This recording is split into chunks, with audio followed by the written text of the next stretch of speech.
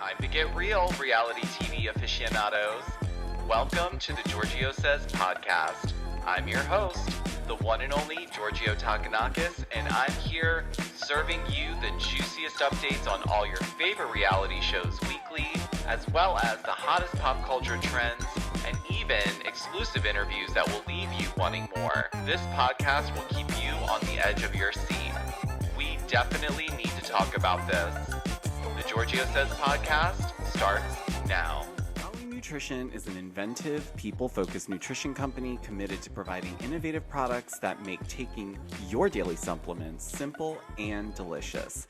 Their products are formulated with quality ingredients you can pronounce and flavors your taste buds will absolutely enjoy. And at the core of it all, they lead with purpose. Golly for Good is an initiative committed to playing a profound role in supporting the health of our planet as well as our local communities. Learn more about their initiatives such as B Corp certification, Vitamin Angels partnership, and Eden reforestation projects at their Golly for Good page. And if you use my special code, The Georgio Says, at checkout, you will receive a special discount. All right, welcome in, my friends. It is Tuesday. Yes, only Tuesday. I am so sorry. I know. It feels like Wednesday. A lot of you were chatting with me this morning, and yeah, did I say welcome to another episode of Georgio Says the podcast? Because if you didn't know you were on the Georgio Says podcast, then I would like to remind you. So excuse me. This already starts off with I'm getting comments. I can hear it now. Just get to the point. Listen, I have a pretty short episode for you guys today. There's not anything too much going on. However, I do have a couple updates on a couple things, and then I'm sharing something really exciting towards the end. Well, it's exciting for me, and hopefully it'll be exciting for some of you fellas out there, any of the guys that follow me. Hopefully you'll be excited about this as well. But anyways, yes, it's Tuesday, and there is Salt Lake City airing tonight, which I'm excited about. We have season 4 airing, and I am loving the new cast. Well, not the new cast. I like the new cast members. I like the new cast in the way that they're like kind of engaging with each other.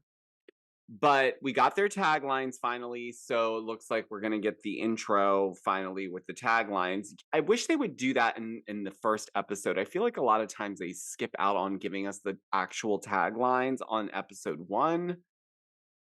And I don't understand that. But anyways, it seems like we're getting it tonight. So I'm gonna go through them with you guys, and you guys let me know down below. So if you're on Spotify, you can write a comment, I believe, in the box down below. But if you're on YouTube watching, let me know in the comments down below what you think and which one's your favorite.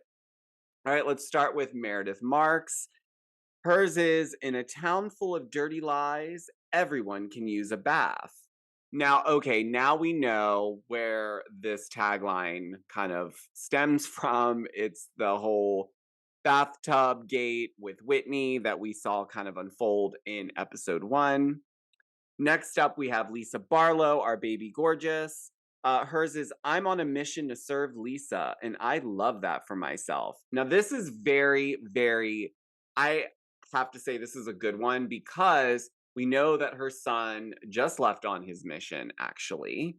But on episode 1, she discloses that he's chosen to do that, so it's a nice play on the situation. So excellent. Next up is Heather Gay. Hers is, I own a beauty empire, so I don't need any of your lip service. Now this one is good.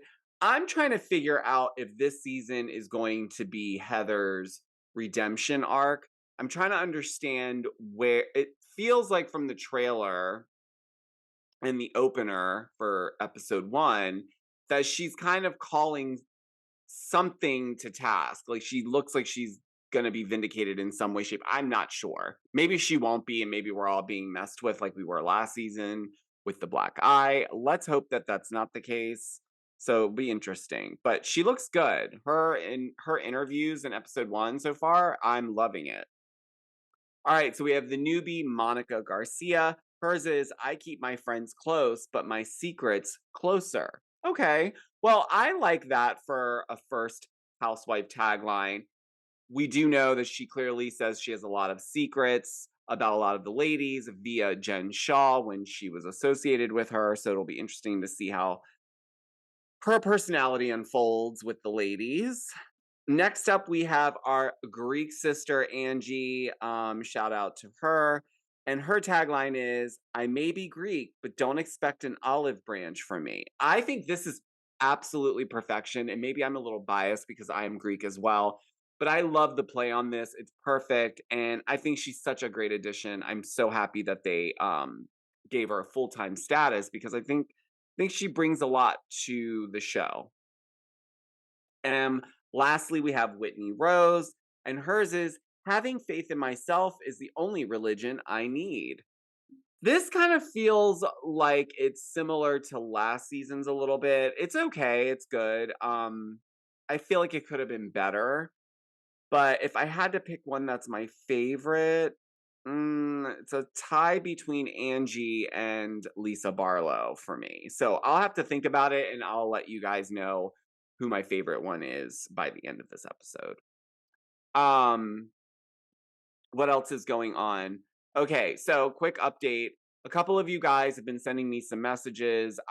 It seems that Dana Wilkie is still out here in the DMs victimizing herself. Now I think the latest is that she's feeling attacked and she's a single mom and I guess she's losing Patreon subscribers. Listen, it I'm hearing that she's claiming she has receipts that she's just not allowed to share them. I'm calling bullshit. I'm like, this is so ridiculous. She shows receipts for everything else under the sun. She'll pull up things from the 90s and dig up receipts from that part of from that part of time. Like, it's just weird that you have receipts. You're adamant that this story that you've told people and then doubled down on is exactly what happened. And that, yes, you're defending your friends, Adam and Jason, but they won't speak on it, even though they try to make people think they were going to touch on it on their like little episode about LA and Sheena's show, but they didn't.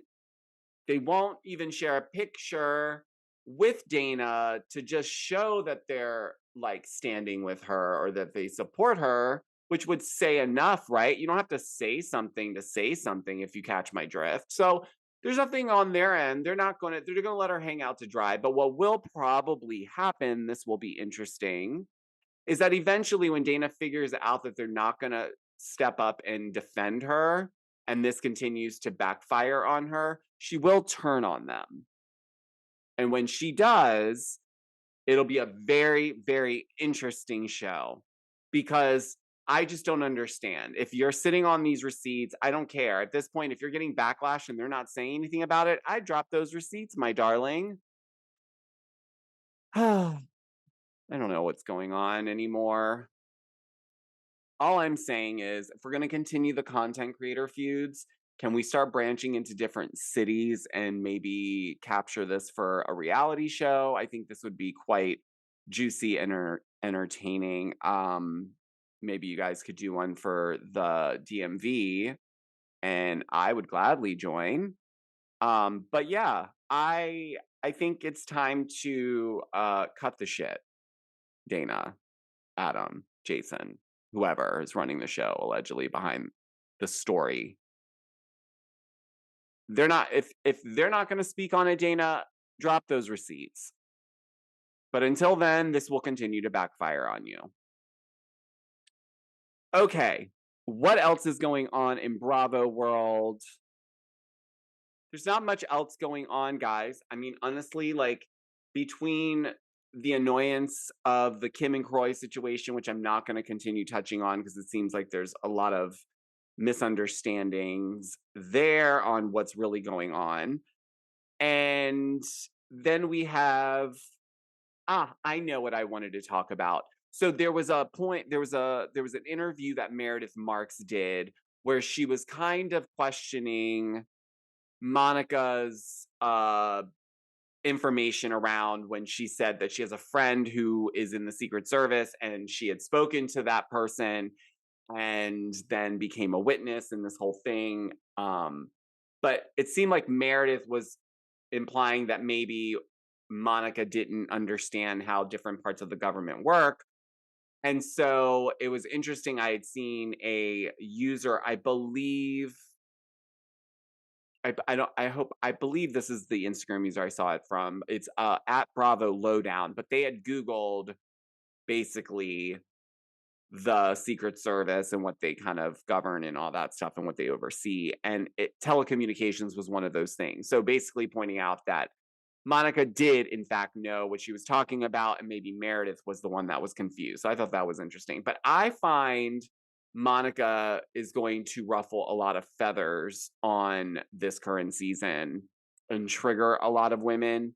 And it's giving me the feeling of when Brandy Glanville joined Beverly Hills for the first time. The ladies were kind of like not the nicest to her. I feel like this is what we're gonna kind of see translate with Monica. I also wanted to touch. I did a TikTok and an Instagram on this a little bit more in depth, but essentially, I had gotten some DMs last week, and a lot of people, a lot of you guys who follow me, who are believers or Christians and believe in the Christian faith, had written to me around the first 2 minutes where they are quoting these specific Bible verses. And a lot of you felt that it was sacrilegious on the production and the network's part to use Bible verses on a show like this and try to tie the two together. And so what I did was is I went through each of the Bible verses, and shout out to my sister Lou. Thank you so much. She helped pull the verses and kind of help uh give a little bit more context to those specific verses that were mentioned in the clip. And so I went through each of them, and I actually was able to understand between the context of the verse that was used and correlate that to what the issue is between the two ladies. So actually, I mean, yes, I see from the surface why, if you felt that way about it being sacrilegious or disrespectful, why you may think that at a first glance. You see this gossip drama filled show that's also now being tied to using Bible verses through the lenses of these housewives. I see that that may upset some of you because it did. But I wanted to share that because, not because I'm trying to preach a sermon, but because I think the editors did a really great job at stitching the narratives and the storylines of the ladies and what happens between them with specific Bible verses that actually coincide with what actually is going on there. So, them using the Bible verse as reference actually makes a lot of sense. And for the bigger picture for this franchise, I believe that them doing this, them adding these touches, is what is going to set Salt Lake City apart from the rest of the franchises. It's already known as the Mormon religious franchise, right? But that actually adds this elevation to it by doing things like that. It takes a lot of thought and a lot of research to be able to do that and do it in a way that's, I thought, was done tasteful, and I thought it did the show justice. But you guys can let me know what you think down below. I'm open to the conversation around it. It's fascinating. I think all of that stuff is fascinating. So I love that they're utilizing that as part of the show and part of the touches to the franchise. So yeah, I think that's about all the Salt Lake stuff I've got in terms of Bravo. Um Well, I guess that means that I can finally share what I'm excited about this, guys, because I've never done a service like this before. And I don't know what to expect, but I am very excited. I did a lot of research. I did a lot of looking and going back and forth. And actually, the funny story behind this is that my partner Jeff actually, he hates shopping for clothes. And so he had found this, it's like a men's subscription rental service, but it's not just for like formal clothing like Rent the Runway is typically, where it's like gowns and stuff. There's like a wide range of wardrobe options, and basically they use AI to basically, well, you fill out the questionnaire, and then from there, I guess AI goes, and they have like, I think over 200 brands that they work with, and they send you basically 2 shipments a month. And the membership he got allows him 10 pieces a month. And I think you get to keep a couple of the pieces, and then you return the ones that you don't want. And then if you want to purchase any of the other pieces, then you get it at a discount. So really cool, but nothing super innovative in the way that the business is being handled. However, I really enjoyed their whole approach, and I really enjoyed that it was a little bit more detailed in terms of the questionnaire and understanding what my personal style is. So I am happy to say that I am now an ambassador to Taylor, which is great. So any guys out there that are looking for help, you don't know what to wear, you need help with it. This is like a personal shopper stylist, but it's AI, so it's super enhanced, super much more detailed, and the memberships are great. So I will officially start sharing my code next week, and I'm excited. I should be getting my first shipment of clothing this weekend, so I will share that with you guys as well. But I'm very excited about that. But in the meantime, you guys can check them out. It's Taylor. It's Taelor. You can Google it. Look them up. They have tons and tons of brands. Really, really cool, easy, very transparent terms of use, and the memberships are pretty straightforward. So definitely check them out. I think that's all I've got for you guys today. It is only Tuesday, but starting tomorrow, it's hump day, and then before you know it, we have another week coming to a close. But before I leave you guys, I will leave you with some reminders, as always, that if you're not following me on TikTok, you absolutely should, because I go there first for all of my Bravo Celebrity news updates and recaps. And also follow me on Instagram. If you're feeling a little bit nosy, you can check me out on Instagram, because I share a little bit more of my personal life on there, as well as the Bravo tea. And if you're not subscribed to my YouTube channel, that is quite okay. We might still be getting to know each other, but today could be the day. So if it is, make sure you hit the subscribe button, and don't forget to hit the notification bell. And if you're watching me, hello, you can watch this podcast on Spotify and my YouTube channel. And if you're listening, thank you so much. I really do appreciate all of you guys. And if you feel obliged, you can leave me a nice 5-star review. That would greatly help my podcast, and I would greatly appreciate that. What else, you guys? Yes. Have an amazing rest of your evening. Stay safe. And until the next episode, guys, I will talk to you on the next one. Bye.